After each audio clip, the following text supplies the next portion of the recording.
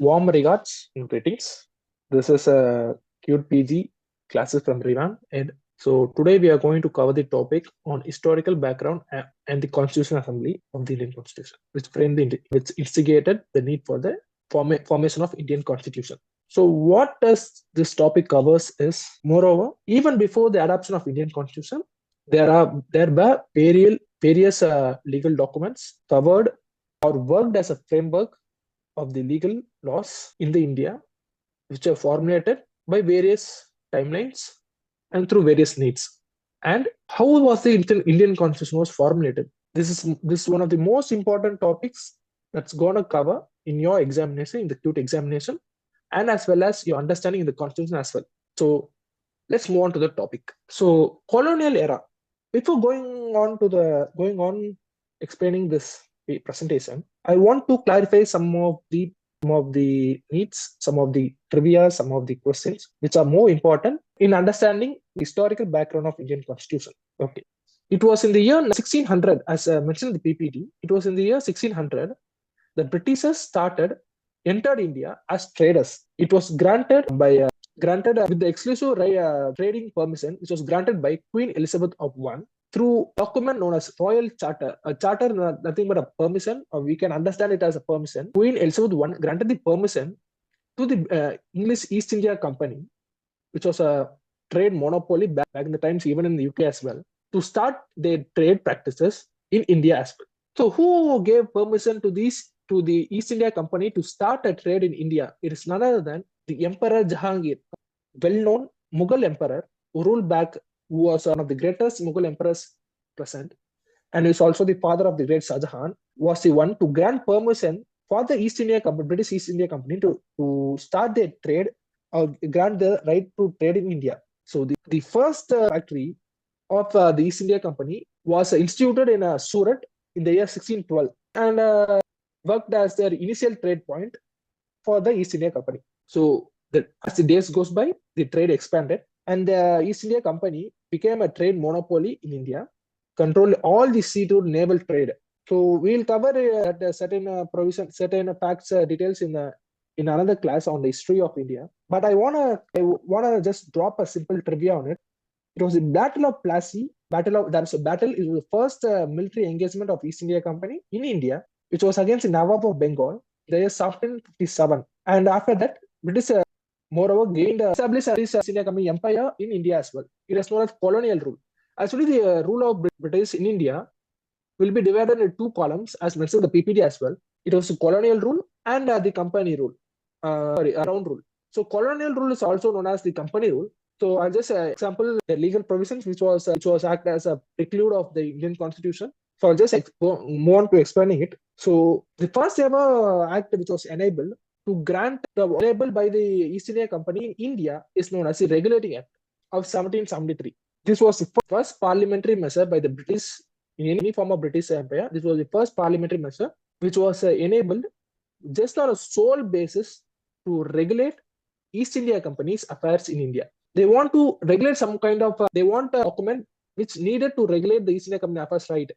That's the Regulating Act, to be precise. British government, so it also enabled the process of Governor General. The Governor General maybe can be termed as the ultimate authority or the apex authority of this company's affairs, and he was centered in the Bengal, because Bengal, the Calcutta has been the important trade point of the British East India Company in India back then. As I mentioned earlier, the Battle of Plassey was fought between Nawab of Bengal, Nawab of Bengal, and in which the East India Company has ultimately won. I already mentioned it, right? So the most of the trade practices were most centered in Bengal. So the Governor of General was appointed in Bengal as ultimate apex authority to oversee the company's rule in India, in British company rule. So moreover that this Regulating Act also established a Supreme Court at Fort William in Calcutta, a Supreme Court which acts as a legal apex authority in India, which was established at Calcutta as well. And it also, the Regulating Act also establishes various provisions. Our reading of that provisions will give you an idea that the corporate governance management like structure was established in the Regulating Act as well. By the term Corporate Governance Act, I want to explain that the East India Company are obliged to submit accounts to the crown during their rule in India, on the accounts in India. So it was important. The Regulating Act of 1773 act as an important legal precedence to create an administrative reforms in India. It want to eradicate the main purpose of enacting such an act for such an administrative document is to eradicate the loopholes in which some of the administrative officers want to establish some kind of loopholes to gain to obtain personal gains, right? So they want to eradicate such loopholes by establishing a act of such nature. Even it was not a predominant one or a predominant, even the regulating act can be defined as not a predominant one. It was the most important one and act as a precedence, as I mentioned earlier, act as a norm document, ground norm document, which was later flourished to various documents through various documents. So moving on to the next act, it is the Pitt's India Act. So it was another most important document. It was the most, actually we can term it as one of the most important document in the colonial British era, in the company rule in India. So it established a dual control system. As I mentioned in the PPT, it established a dual control system in which both the establishment such as government, British Crown, and as well as the East India Company to manage the power, manage the authority over the India. And it also established that through this, it also establishes that. Okay. So the Pitt India Act, it was also limited the company's autonomy in India because, as I said earlier, the control of the East India Company's monopoly was not absolute, as it was governed by the British government from the UK itself. And the board of control was also established. The term board of control is nothing but, moreover, it can be compared with the current Council of Ministers, the board of Council of Ministers. The board of control actually include high-ranking government officials to help or to assist or to negotiate with the Governor General of the India, of the Bengal, to supervise the company's political and revenue matters, as my understanding. So it can be, the Pitt India Act can be understood as an indirect reform, a judicial reform, which the previous regulating act actually lacked because it was the first act. It might lack some provisions. It was Pitt India Act want to close the loopholes of the regulating act itself. So even though when the board of control, as I mentioned earlier, was adopted, the ultimate authority was given to the Governor General of Bengal to oversee the responsibilities. He was given the ultimate authority to oversee the responsibility of the board of control, and he also had the veto power, which is known also as the ultimate power, on the decisions which were taken by the board of control. So the main objective of the Pitt India Act was to take control of the full state, to shift the full state control to the government officials of the East India Company, but they want to give the full power to the state, full control to the government officials of the East India Company rather than the officers of the East India Company. So it was the main objective. So the next act, it's an act of 1786. It was nothing but renewal of the East India Company Charter for another 20 years for their right to trade in India. So it, as I said earlier, the British documents, the East India Company documents from one to another is nothing but an improvised document of the previous one. They want to improvise the loopholes of the which were laid in the previous one. So basically, the Act of 1780 reduced the Governor General's Council, Board of Directors, as I mentioned earlier, Board of Directors, because they want to make a quick decision making in terms of the administration. And this act actually want to increase the parliamentary oversight on the officials, which granted more and more power to the Governor General in terms of administration. So which ultimately led to a more organized administrative system. It set the stage for future measure aimed at consolidating British authority in India. The ultimate aim, as I mentioned earlier, was to step by step, they want to establish an autonomous British authority in India. So they want to close their loopholes, which was laid down to the previous documents in a step by step manner. So it cannot be criticized as much because these documents also help to reduce corruption in the process through the British, through which the British officials gain more and more advantage. Even though after some time, after which we will cover soon, the Crown rule, the company's rule was transferred to British Crown rule.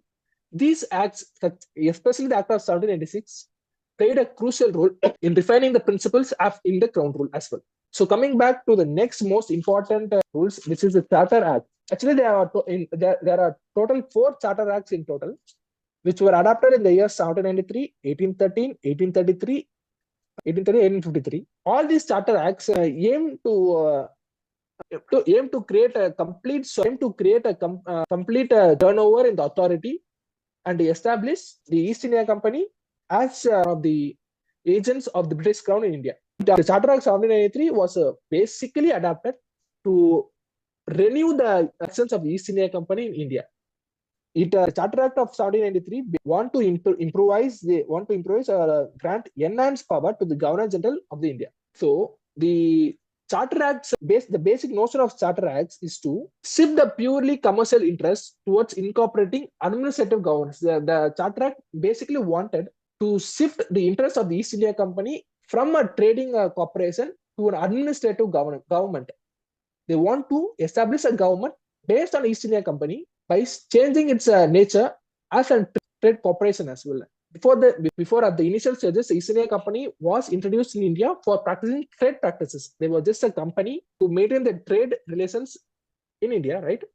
But after these acts, such as I mentioned earlier, and now the Charter Acts, they want to shift the East India Company as an administrative forum, rather than purely commercial forum. So they established these Charter Acts, especially the Charter Act 1793, was one of the most crucial one, as it also laid down various provisions for future reforms as well. And for the most important is financial reforms, and also laid down the Charter Act 1793 wanted to lay down that there should be license to trade for each and every trading company in India.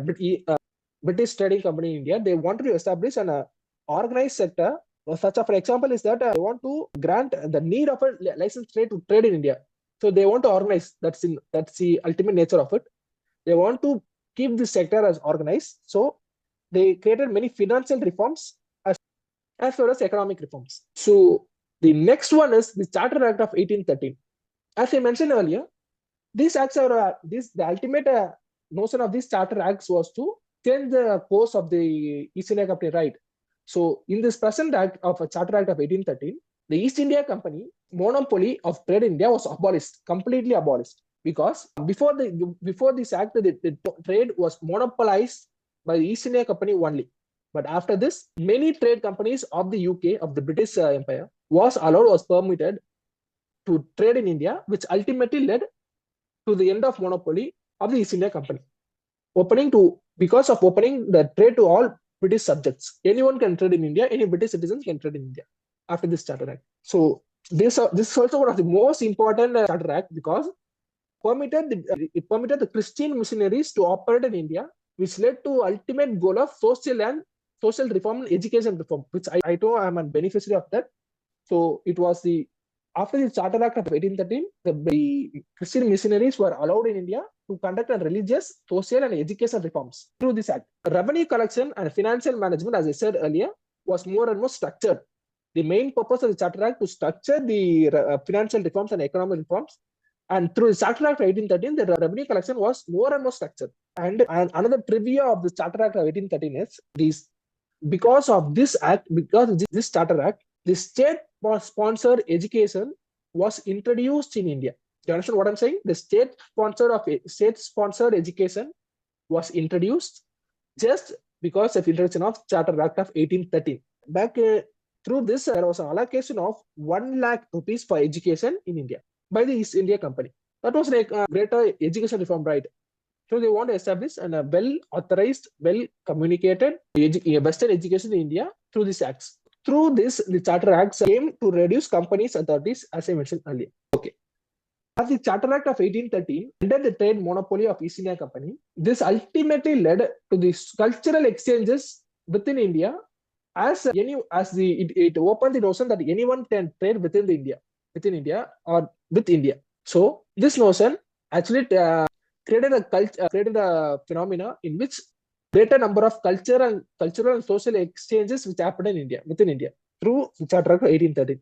Next Charter Act is also a very important one, because through the Charter Act, the East India Company completely ended its involvement in trade. It was the Charter Act of 1830. And after that, As I said earlier, there was step-by-step process, but the ultimate end to the trade practices happened because of the Charter Act of 1833. After that, the East India Company moreover changed into administrative body, administrative governance forum, rather than being a trade forum. So it also paid way for the imperial government in India, imperial governance in India. It's also questioning one, obviously. So the bare reading of the 1813, if you get an opportunity, just go on Google it and read that. The bare reading of the Charter Act of 1813 established that the company's territories in India, East India Company's territories in India, were mentioned as in trust of the British Crown. So the obvious reading is that they want to introduce the Crown rule virus through a step-by-step process in India through these Charter Acts, because the Charter Act itself established that the company's territories are in par in relation with the interest with the British Crown. That means the British governors, British territories are under the super governance of the British Crown itself. British East India Company's territories are in par in governance with the British Crown itself. So through the Charter Act of 1813, the Indian Law Commission was established in India. The Indian Law Commission is another trivia that is still active in India, which provides certain suggestions, certain commissions. Indian Law Commissions provide certain till date, which leads to certain judicial reforms, which you will obviously study in a law courses, law degrees, hopefully. So the act ultimately want to establish a more centralized government, more imperial form of government, which played a crucial role for a constitutional development in India. It was the most important one. So the crux of the Charter Act of 1813 is nothing but the transformation of an East India Company as a trade partner, trade forum to a purely administrative body. It's the most crux of the Charter Act of 1833. So moving on to the next Charter Act, as well as the final Charter Act, and the last most dominant act of the British Crown rule, British companies rule, it is the Charter Act of 1853. Charter Act of 1853 laid down the separation of powers in India, in Indian governance, which separated the legislative and executive functions of the Governors Council to reduce conflicts of interest. The separation of powers actually act as a valid live action till now in India. We can just go and see Indian Constitution, right? There are provisions for states list, central list, and the concurrent list. So it was adapted. It was based on these Charter Acts as well. It was one of the inspiration factors for the Constitution Act as well. So in this Charter Act, the legislative and executive function was separated for the Governance Council. And this Charter Act of 1853 also laid down the ultimate introduction of the ICS exam, which is the Indian Civil Service exam. It was a competitive exams for the civil service recruitment, and it was also considered to be the forefather of the UPSC exam, which is present right now, at contemporary times. So before UPSC, before Union Public Service Commission exams, there was ICS exams, Indian Civil Service exams, which was introduced to the Charter Act of 1853 as well. This might be also asked in your exams, so please take a note of it. And this improves meritocracy in the administrative executive form of the British East India Company. So what's the main purpose of introduction of these Charter Acts is nothing but all these Charter Acts was introduced just to renew the company's authority in India. So these Charter Acts are definitely adopted to renew the company's authorities and to establish a definite set of rules which the previous enactment lacked. So they want to develop the loopholes which granted by the previous enactment.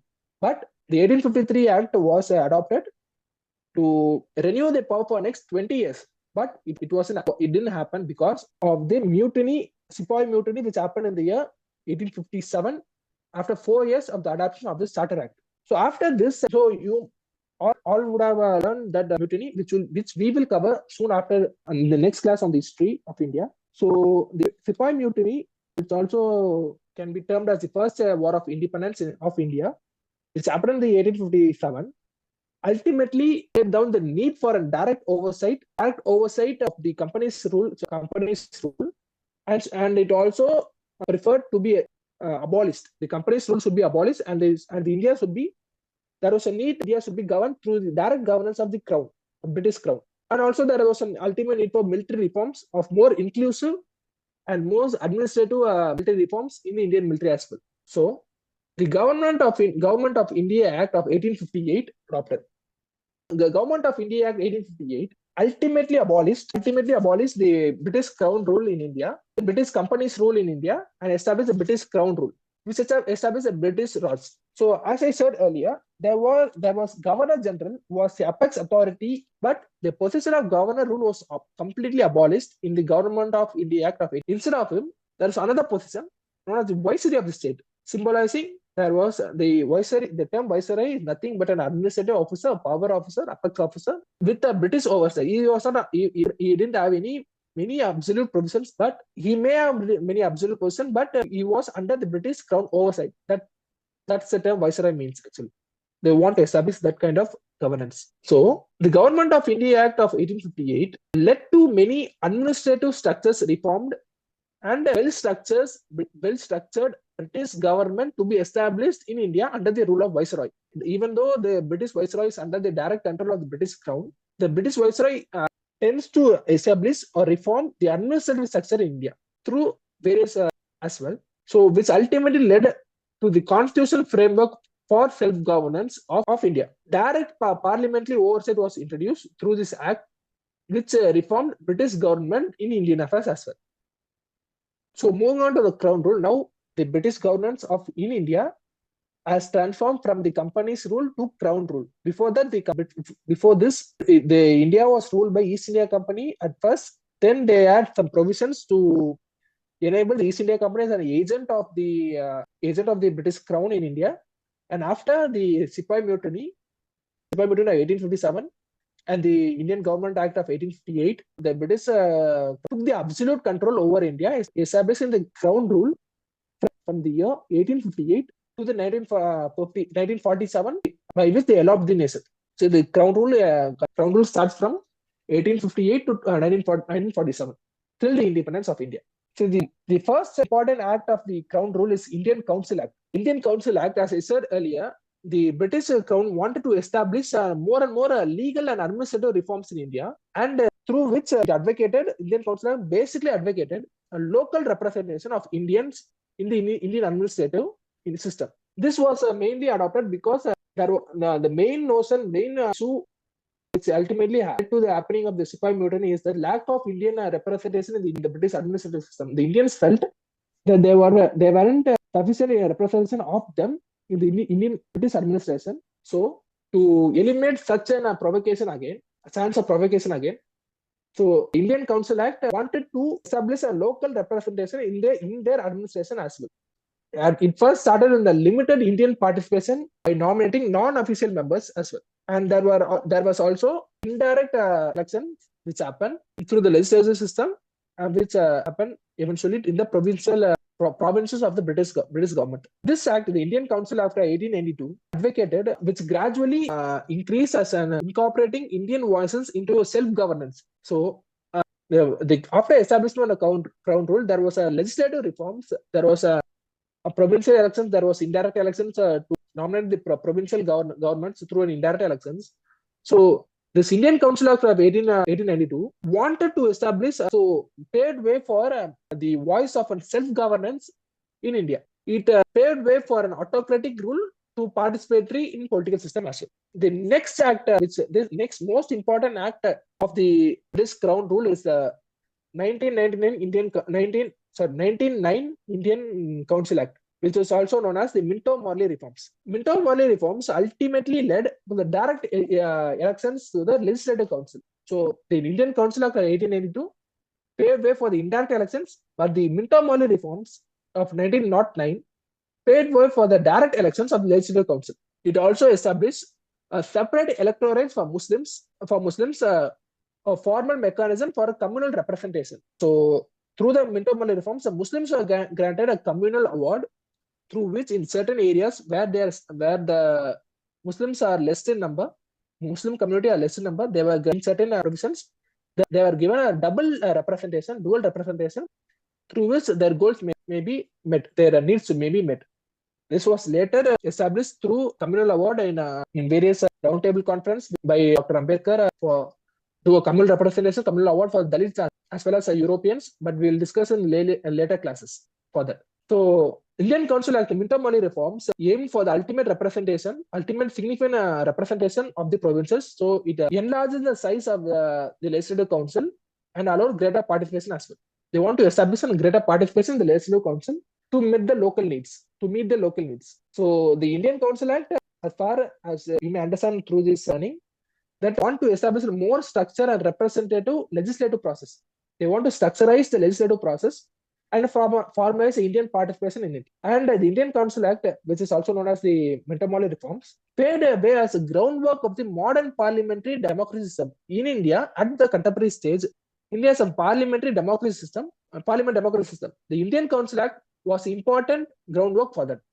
Indian Council of 1999 was important groundwork for that because it formalized the participation and well as participation of Indians as well as more structurized the legislative process in the provinces level. So moving on to the next important act, which is the Government of India Act of 1935. This is the most important act which was ever established in the British Raj of India. You take it as a company's rule or a crown's rule.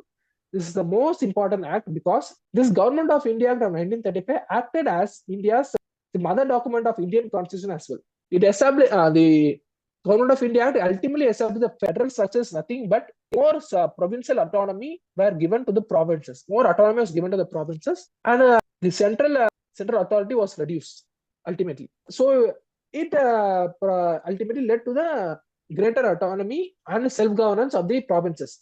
And the important thing is, only important trivia on the Government of India Act is the only military and foreign affairs were the two important notions were in the central authorities, and the other field of works, other lists were ultimately transferred to the provinces. So it was a greater example of a federal structure which was likely not adopted in the Indian Constitution.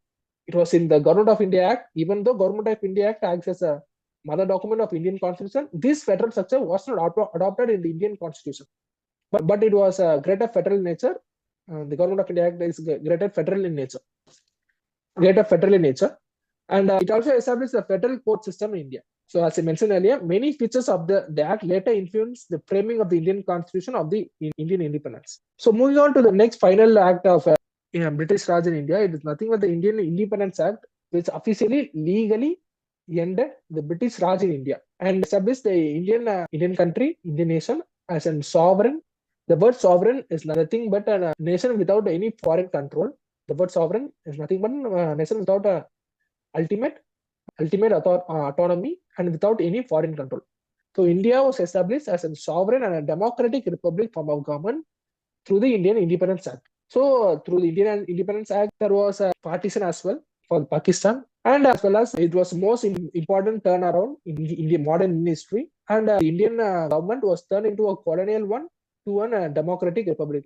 So these are the important acts of the pre-independent era. And now moving on to the framing of the Constitution itself, as we discussed in the earlier class, is a framework for an Indian democratic system. It was not adopted on a single day, or not formulated on a single day, or not just a mere document to govern India.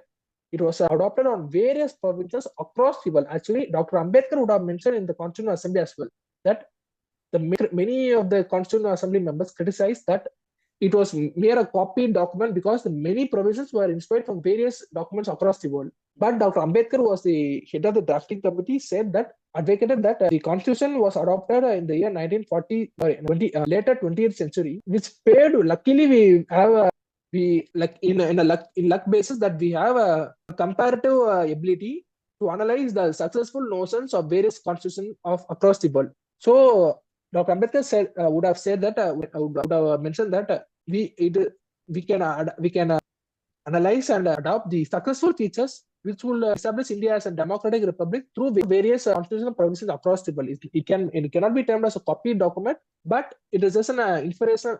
It's just a legislative framework inspired from various successful framework of the constitution of the countries. So the first genesis can be tracked.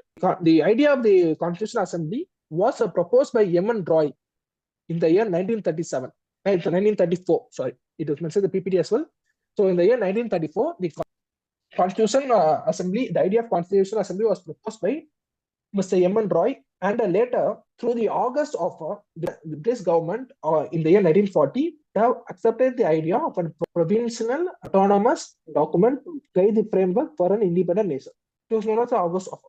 The Indian National Congress would have endorsed this idea of M. Roy a year later in the year 1935, but it was in the year 1940, the British government would have assented to the offer of an autonomous legal framework document formed under the Cabinet Mission Plan in the year 1946. The Constitutional Assembly at the initial stages had around 389 members, official members, which were elected through election of provincial assemblies. So at first there were 389 members who were elected to the provincial assemblies, and they were ultimately led to a number of 299 after the partition of India to the India and Pakistan. So there were 318 members at first, and later reduced to 299 members after partition. So these members was elected through an indirect election in the provincial assembly through a single transferable vote. So they were basically elected on a normal election basis to represent in the Constitutional Assembly. Many leaders were elected. Many leaders were in part of this Constitutional Assembly. As we know, Dr. Ambedkar was the first Law Minister of India, as well as the first the head of the drafting committee of the Constitutional Assembly. Dr. Rajendra Prasad was first president. Jawaharlal Nehru was the first prime minister of the nation. And Sardar Vallabhbhai Patel was most important minister in the Council of Ministry of the first government of India. Were also members of the Parliament Assembly as well, the Constitutional Assembly as well. So moving on to the historical background of the need for the Constitutional Assembly, as we go, advocated the idea of it was the M.N. Roy who advocated the idea of a need for a Constitutional Assembly, that a constitution and legal document should be framed by Indians to run an autonomous sovereign government. It was in the year 1934, M.N. Roy mentioned. So Indian National Congress, who was a predominant party who ruled many provincial states back then, adopted the idea in the year 1935, and on an indigenous constitution, without any interference, that the constitution should be framed by the Indians only, accept the idea in the year 1935 to reflect India's diverse aspirations. It was in the year 1940 only, after 5 years of the acceptance of the Indian National Congress, the British laid down the August offer for a provincial acceptance of this demand, which obviously subject to later negotiations as well. The demand reflected aspiration for social, economic, and political justice in a post-colonial India. So the colonial era, the imperial era, were more and more prevalent and more autocratic one, or dictator one. But the main demand for the Constitutional Assembly to establish an social and economic and political justice as well for a post-colonial India, for an independent India. So it eventually led to the idea of a sovereign and democratic nation. The formation and structure. The Constitutional Assembly was formed under the Cabinet Mission Plan of outlining the roadmap for independence. As I said earlier, it was 389 members representing the Constitutional Assembly, representing in the Constitutional Assembly, but it was later reduced to 299 members after obviously the partition of India through Pakistan. Many members from the Pakistan withdrew. All the members from the Pakistan withdrew from the Constitutional Assembly, which reduced the number from 389 to 299. Yes, well, the Assembly, the Constitutional Assembly, the ultimate aim for the Constitutional Assembly was to act as a law-making body, but it also acted as a provincial parliament for the new nation as well.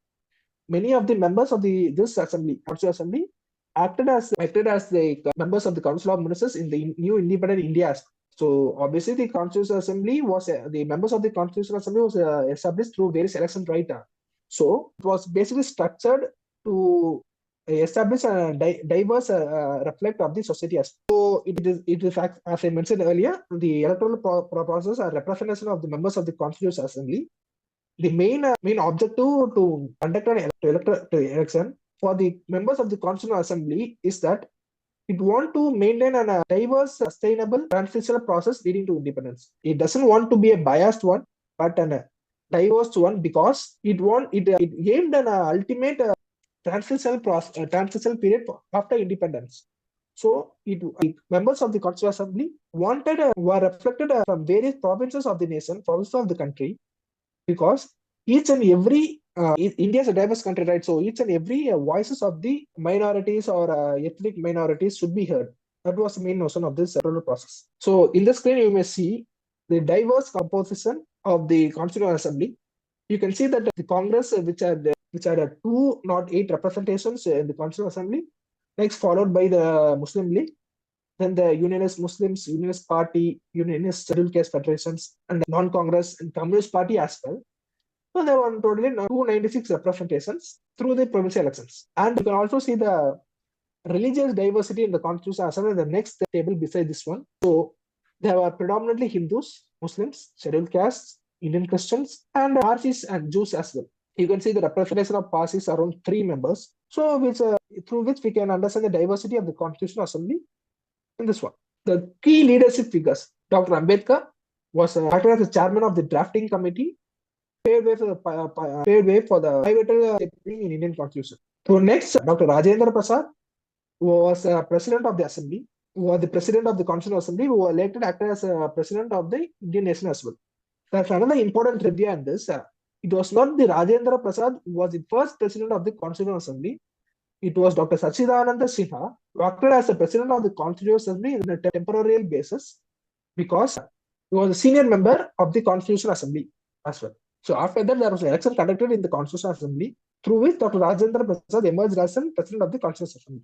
There were many other important leaders such as Jawaharlal Nehru, Sardar Vallabhbhai Patel, Rajagopalachari was also part of the Constitutional Assembly as well. So there were various committees in the Constitutional Assembly, such as the drafting committee, as I mentioned earlier, which was led by Dr. B.R. Ambedkar. Okay. So the Constitutional Assembly by Union Constitution Committee by Jawaharlal Nehru, Provincial Constitution Committee by Sardar Patel. It was many various committees across the Constitutional Assembly as well. So you can see in the table on all the major committees. And later in the beside this table talks about the composition of drafting committee as well. As you can see, there are total 7 members of the drafting committee, which are led by the chairman, Dr. B. Ambedkar, which are followed by Gopalaswamy Iyengar, Aladi Krishnaswamy Iyer. So the assembly first met in 9th December of 1946. On 1946. On 3rd December 1946, Jawaharlal Nehru introduced the objective resolution in the Constitutional Assembly. The objective resolution is nothing but and philosophical principles of the Constitutional Assembly should follow. So, objective resolution was anonymously adopted on 12th 1947. So it was under various discussions. So after 1 month, on 22nd January 1947, the objective resolution was adopted. The assembly conducted around 11 sessions over 165 days, reflecting the extensive debate and deliberation of the Constitution. Later, the final draft of the Constitution was adopted on 26th November of 1949 after many rigorous discussion. So this 26th November 1949, nothing but the Constitutional Day of India. Later, the last session of the Constitutional Assembly was held on 24th January 1950. 2 days later, Constitution came into effect, which reflects as our today's Republic Day. So the drafting committee was headed by Dr. B. Ambedkar to prepare the initial draft of the Constitution. So extensive research was conducted drawing in made this draft this Constitution. There was an extensive research was made by the drafting committee by Dr. Ambedkar as well to meet global constitutional models as an indigenous aspiration. They want to inspire all the global successful constitutional models to be adopted to be an inspiration factor for the Indian Constitution as well. Because at the time in the year 1947, the World War has ended. The many government reforms across the globe. So they want to inspire from the most important legal documents across the world to keep it as a part of inspiration part of the Constitution of India. So it was many constitutions was adopted, specifically the US Constitution for the fundamental rights, the Irish Constitution, and many other constitutions such as the former Weimar Constitution, the German Constitution was also adopted, was also inspired for the emergency provisions. And later through various amendments, many constitutions across the world was also adopted. Even the South African Constitution, some parts was adopted. The final document adopted after 3 years after the constitution of the drafting committee. So major debates which held in the Constitutional Assembly was based on the fundamental rights and the enforcement, because the 1935 Act of Government of India 1935 Act, as I mentioned earlier, didn't have any specific provisions of guaranteeing a fundamental right to the subjects of the state. But in the Indian Constitution, the fundamental right is a basic structure. So there was a deliberate debate on the inclusion of such provisions, such rights in the Constitution as well. After long debates, the United States Bill of Rights was the Constitution of the United States Bill of Rights was adopted to establish fundamental rights in the Indian Constitution as well. The directive principle of state policies was also played. Debates on directive principles of state policies was also an important topic in the debates of the Constitutional Assembly, and secularism was also adopted because the partisan played a crucial role. Because many of you might not know, many of us may know, the Indian partisan was one of the gruesome partisans in the history of the world. One of the gruesome partisans, because it claimed around 1 million lives across the India in the provocative violence which happened in the course of the partition. So secularism was a key topic to which advocated the rights for the minorities in the nations, ethnic and as well as the religious minorities as well. Secularism was a key topic in the Constitutional Assembly. The structure of federalism was also debated because Indian federalism is not an example one. It is a unitary form of government in which the center has more power, but it was adopted because through various federalism debates in the Constitutional Assembly as well. And the addition of uniform civil code was also discussed, and many other debates was also in the Constitutional Assembly on the inclusiveness of religion, religious and social interests as well. As I mentioned earlier, the objective resolution was the philosophical foundation and was also the inspiration of the preamble of the Constitution as well. It was introduced by Pandit Jawaharlal Nehru on 3rd December 1946. I use the word introduced here because it was an historical error that in neither of this document or neither of any sources as well, it was not ultimately mentioned that who authored the objective resolution on what basis. It was the Pandit Jawaharlal who introduced the document in the Constitutional Assembly of the year, as I mentioned in the PPT as well, on 13 December 1946, but there was no idea on who authored the document. Okay, let it be. But the objective resolution was also one of the important key inspiration factors of the preamble of India, which is the introductory statement of the Constitution as well. Unanimously adopted on 22nd January 1947, the objective resolution laid down the philosophical principles of the assembly members. The objective resolution worked as a cornerstone, or maybe we can term it as an important inspiration to reflect the India's constitutional and democratic, ethical, social needs that need to be addressed in the due process of framing an Indian constitution as well. So here I mentioned, as I mentioned earlier also, there were various committees and subcommittees in the Constitutional Assembly in which the drafting committee played a crucial role in drafting the Indian Constitution, which was led by Dr. Ambedkar. Next, a Union Powers Committee, which was led by address the federal structures of this nation. The Union Powers Committee is nothing but a division of power between the union government and the state governments. It was committee to address the main issue and the question to separate powers between the state and the central governments. It was led by Pandit Jawaharlal Nehru. Fundamental Rights Subcommittee, which was most important, which was a Fundamental Rights Committee, which was one of the most important committee. It was headed by J.B. Kripalani, which outlined the need for a fundamental right in the Constitution to protect the individual rights against the state's autocracy. So these were the main important committees, and there are other relevant committees such as these minority and tribal committees, which will not be essential for entrance exams. So there were diverse participation in the Constitutional Assembly. There were a total of 15 members. Many important leaders such as Sarojini Naidu, Durgabai Deshmukh, who have been a part of Constitutional Assembly. And there was only one. This was an important trivia. Please take a note of. There was only one Dalit woman who was part of the Constitutional Assembly, whose name is Dakshayani Velayudu. She was the only woman Dalit member of the Constitutional Assembly. So there was a total of 15 members of the 15 women members in the Constitutional Assembly, and they influenced the discussion on the fundamental rights on the view of gender equality as well. Their involvement set an early example for progressive, inclusive national policy making. The legacy of their contributions, which still date, inspire reforms in gender equality as well. There were total 15 members. Among the 299 members, there were only 15 female members, which is concerning, obviously, but their debates and discussions in the assembly still act as inspirational factors in the Constitutional Assembly as well. In the notion of gender equality in the contemporary times as well. So, as I mentioned earlier, The partition of India played a crucial role in the Constitutional Assembly as well. At first, it reduced the number from 389 to 229 because many of the constitutional members who are from the partition Pakistan would have withdrawn from the Constitutional Assembly. And the debate of secularism was influenced thoroughly by the partition as well. So because of the partition, there was a crucial debate on protection of minority rights in the Constitutional Assembly. Special provisions were enacted in the Constitution to protect the interests of the minorities, religious and ethnic minorities, which was greatly impacted by the partition of India.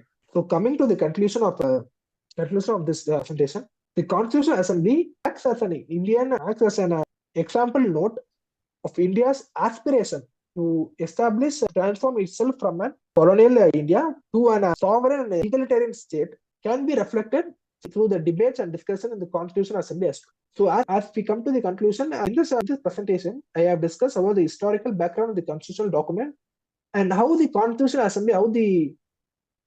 Assembly and how diverse it was to create a constitution that was indeed have a secularistic and sovereign nature, was in secularistic and sovereign in nature. There were rigorous debates in the Constitutional Assembly to change or interpret certain provisions, but ultimately the Constitution was adopted on basis of a Constitution, basis on accountability of legislative accountability and judicial review in process when these egalitarian notions were in question. So thank you for today's classes.